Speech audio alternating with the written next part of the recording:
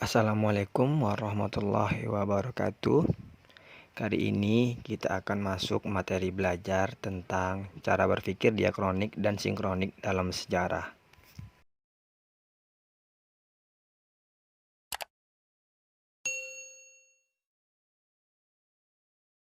Diakronik berasal dari kata diakronik, yakni dia yang dalam bahasa Latin artinya melewati atau melampaui, dan kronikus yang artinya waktu.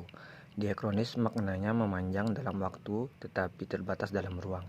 Berpikir diakronis sering disebut pula dengan berpikir kronologis. Berpikir diakronis dalam sejarah yaitu menganalisa atau meneliti suatu kejadian dari awal sampai akhir peristiwa. Misalnya menceritakan pengalaman hidup dari seseorang sejak lahir ke dunia hingga masa sekarang.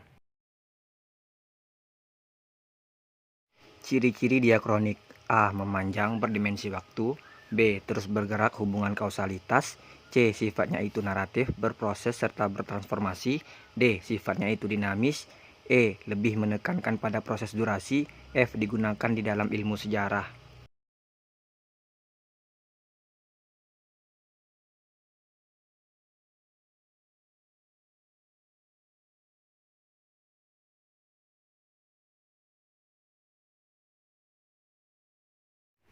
Sinkronik artinya memanjang dalam ruang tetapi terbatas dalam waktu. Pendekatan sinkronis yakni menganalisa sesuatu pada waktu tertentu, tidak menceritakan suatu peristiwa dari awal dan hanya pada intinya saja. Ada pula yang menyebut ilmu sinkronis ialah ilmu yang meneliti tanda-tanda yang meluas dalam ruang tetapi dalam waktu yang terbatas, seperti contoh menjelaskan tentang proklamasi kemerdekaan pada tanggal 17 Agustus 1945.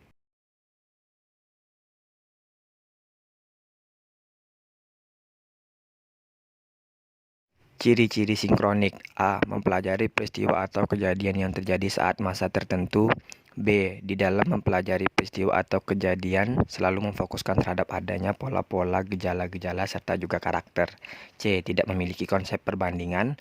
D. Mempunyai jangkauan yang lebih sempit. E. Mempelajari dengan secara mendalam.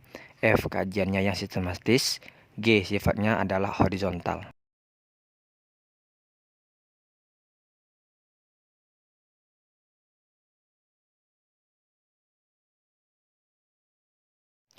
Perbedaan konsep berpikir diakronik dan sinkronik dalam sejarah.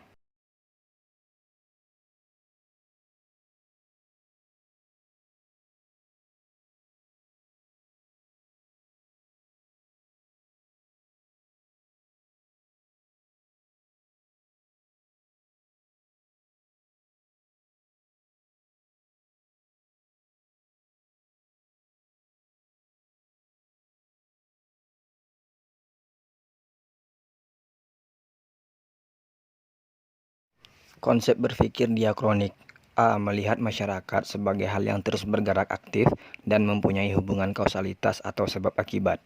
B. Mempelajari kehidupan sosial dengan cara memanjang tetapi berdimensi waktu.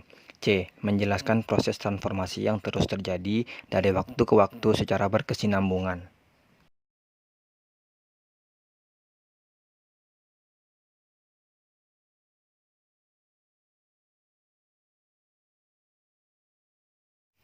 Konsep berpikir sinkronik: A. Mengamati kehidupan sosial dengan cara meluas tetapi berdimensi ruang.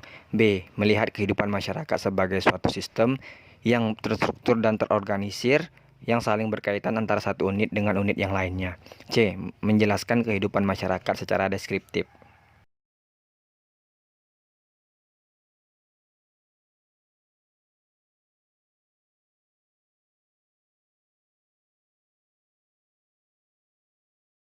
Kesimpulan yang dapat diambil antara kedua perpaduan konsep berpikir diakronik dan sinkronik ialah bahwa cara berpikir sejarah itu bersifat diakronik, yakni memanjang dalam waktu dan mengutamakan proses terjadinya suatu peristiwa.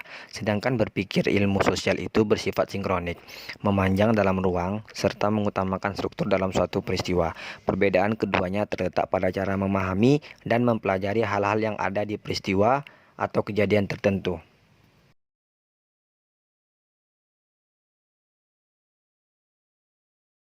Terima kasih telah menonton video saya.